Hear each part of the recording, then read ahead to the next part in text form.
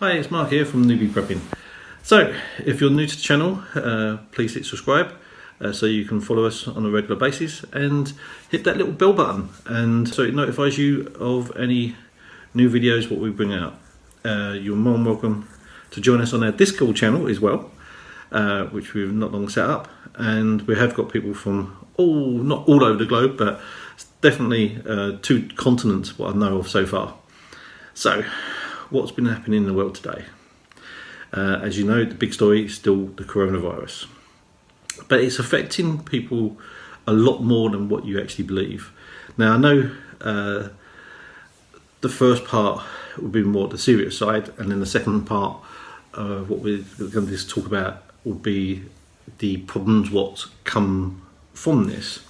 Now there's been over 40,000 confirmed cases now, and 908 from recording this video, 908 confirmed deaths from the virus, which is, I'm sad to say that.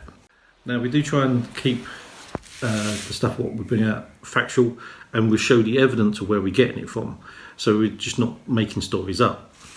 But there was one story what I was looking at this morning and noticed it was different to what other mainstream media was saying.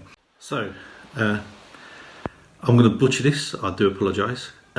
Iran news group, it's South Korean network news. I'll leave the link below. Now they claimed that there was 6 new cases on the Diamond Princess. Yep, Diamond Princess. Just wanted to make sure that was the right way around. And looking at another news group, which again the link below, from ABC News, they claimed it was a lot more. Now, which one is telling the truth? Now, so I went and looked into it even further. Now, the Japan News, I'll give another link below, and there's a little snippet of it, claims, there's similar sort of claims to the ABC News Australia. This is where that side of the world should get the news roughly all at the same time. So I do get that a newsroom might not have all the facts in one go, but to be so far off. So from the Diamond Princess, there's 130 cases now of infected people. Those people are going to be really scared now, you know, because that means there's going to be, the quarantine potentially should be extended because obviously a new case has come out. I know the Japanese government is looking at testing all of them. They're still like 3,000 odd people, or 4,000 odd people total, but over 3,000 people like passengers to be tested. That's going to take ages to do, and it's like quite a logistical thing to do. So there are more issues coming out, and it's finding out who's telling us the truth for the facts.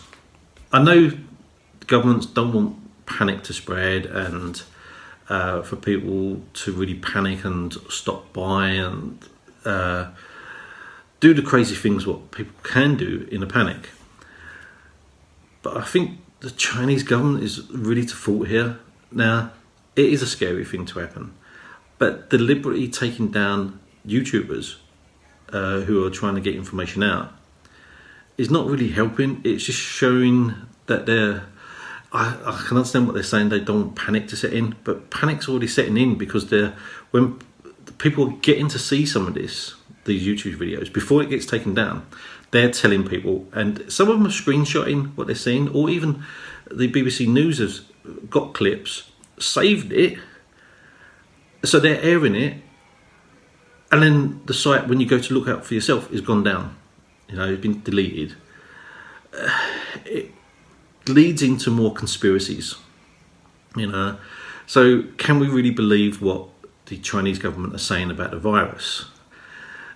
Now, I would love to say yes, but we don't know. We don't know for sure.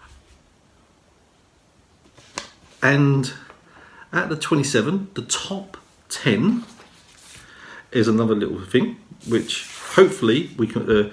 It's true. Obviously, I couldn't find any evidence that it was actually true. The ports are closed, but just on one of the provinces, and it was in lockdown where no one was being able to leave their houses. So you can imagine it would be true that 6 of the 8 top ports are closed down, including Shanghai, which is the one that sends out 100,000 containers a day. Logistically wise, that does cause a problem.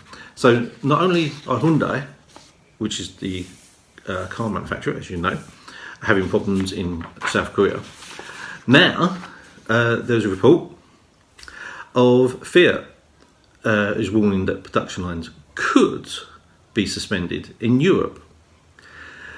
Now this leads on to, so if they're suspending the production line, what's going to happen to all them workers? Are they still going to get paid? And just these reports coming out will cause fear and scaremongering. And I'm not trying to scare people, but it's something they will worry about. If there's no work for them to do, is the company going to carry on paying them? Are they going to force them to take holiday? And in that way, they will still get paid. You know, hopefully, with China going back to reopening up the transport and the holiday period being over, people will start getting back to work. Now, from the report from the BBC, the link below and the screenshot, they're saying that there's not that many people returning on day one back to work. The financial sector has said work from home, but the manufacturing side of stuff, they can't work from home. So some problems may still lie ahead with freight. Now, the Wall Street Journal has put an article up saying that the coronavirus hits shipping in China. China's ports are closed. So the ships waiting to get in, and obviously the containers and ships are not being loaded for them to come out. And Daily Telegraph, right, also has got a report. You know, again, the Times. And it goes on, The Guardian, right, and the Financial Times. Right. Now the biggest one, which we all know papers will get a story and run with it, freight waves.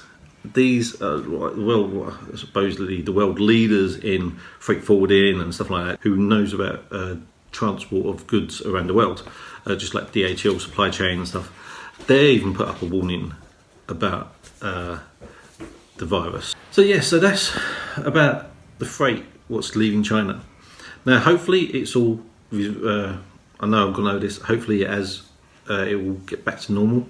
The manufacturing will pick back up, and to stop anything more happening around the world globally. And it won't be a major problem anymore. But you don't know. Now's the time. Now there's movement being made in China again, and people are coming out, you will probably see the death toll rise a lot more. Just because they've been quarantined in the house and saying not to come out, and if you've got an elderly pensioner living next door and you can only go out once every other day or whatever it was to get some food, how do you know they're still okay? You know, if they, I don't know what China's like. Does everyone have phones? Could they ring for a doctor if they was that badly ill?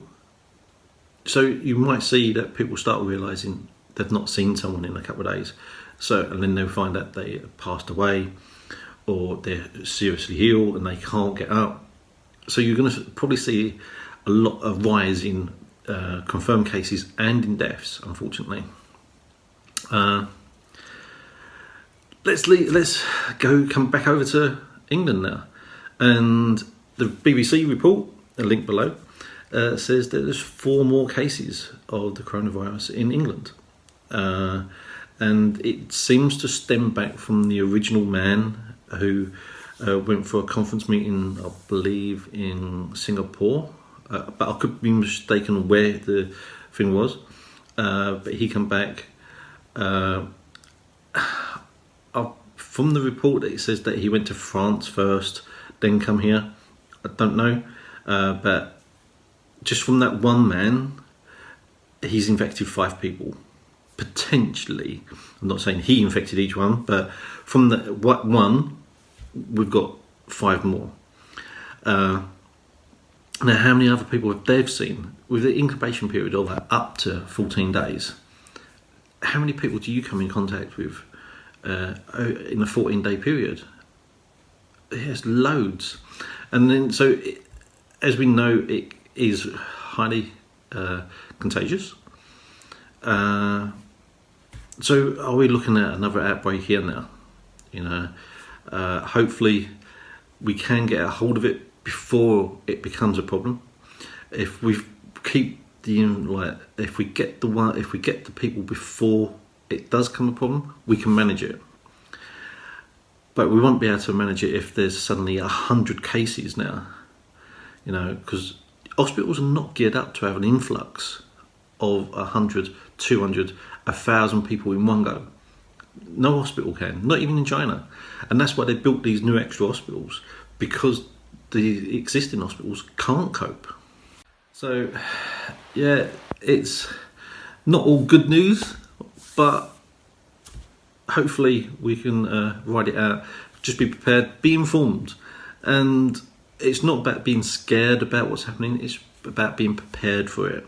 You know, have your hand sanitizer, even a small bottles, carry it around with you to wash your hands every now and again with it.